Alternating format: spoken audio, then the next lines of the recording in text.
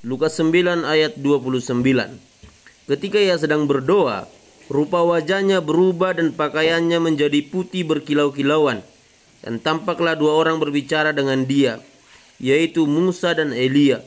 Keduanya menampakkan diri dalam kemuliaan dan berbicara tentang tujuan kepergiannya yang akan digenapinya di Yerusalem. Sementara itu Petrus dan teman-temannya telah tertidur, dan ketika mereka terbangun mereka melihat Yahsua dalam kemuliaannya dan kedua orang yang berdiri dekatnya itu. Kalau kita menonton film tentang perjalanan Yahsua, maka kejadian yang ada di Lukas ini hanya sekilas saja. Namun dalam kenyataan kejadian Musa, Elia, dan Yahsua diskusi itu berlangsung semalaman. Hal ini terbukti di ayat 37 dalam Lukas 9 ini dikatakan, pada keesokan harinya ketika mereka turun dari gunung itu, datanglah orang banyak berbondong-bondong menemui Yahsua. Artinya mereka berangkat sore dan pulang besok pagi. Itu sebabnya Petrus dan kawan-kawan sampai tertidur. Dalam semalaman, kira-kira apa yang dibicarakan Yahsua dengan Musa dan Elia? Kalau kita lihat di ayat 31 dikatakan, keduanya menampakkan diri dalam kemuliaan dan berbicara tentang tujuan kepergiannya yang akan digenapinya di Yerusalem. Jadi mereka membicarakan tujuan kepergian Yahsua yang akan digenapinya di Yerusalem. Mari kita baca Wahyu 11 ayat 3 sampai 4. Dan aku akan memberi tugas kepada dua saksiku supaya mereka bernubuat sambil berkabung 1260 hari lamanya.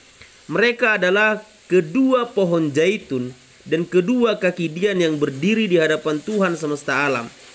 Telah ditegaskan di ayat ini bahwa dua saksinya adalah dua pohon zaitun dan yang berdiri di hadapan Tuhan semesta alam. Yahsua dalam kemuliaan adalah Tuhan semesta alam, dan yang berdiri di hadapan Yahsua adalah Elia dan Musa. Hal ini dipertegas kembali di ayat selanjutnya dalam Wahyu 11 ayat 6. Mereka mempunyai kuasa menutup langit supaya jangan turun hujan, selama mereka bernubuat, dan mereka mempunyai kuasa atas segala air untuk mengubahnya menjadi darah, dan untuk memukul bumi dengan segala jenis malapetaka setiap kali mereka menghendakinya. Yang menutup langit supaya tidak hujan adalah Elia saat kejadian perkelahiannya dengan Belzebul, dan yang mengubah air menjadi darah adalah Musa saat melawan Firaun. Nah, yang Elia, Yahsua, dan Musa bicarakan sepanjang malam adalah tertulis dalam Wahyu 11 ayat 1 dan 2, yaitu tentang tongkat pengukur bait suci bagian dalam dan bagian luar yang diinjak-injak oleh bangsa-bangsa lain. Untuk tongkat pengukur ini, kalau ada kesempatan maka akan kita bahas di YouTube Janter Sianturi. Dan kalau Bapak Yahweh berkenan juga kita akan bahas dalam VT Praise Worship. Saya Janter Sianturi, salam kemenangan.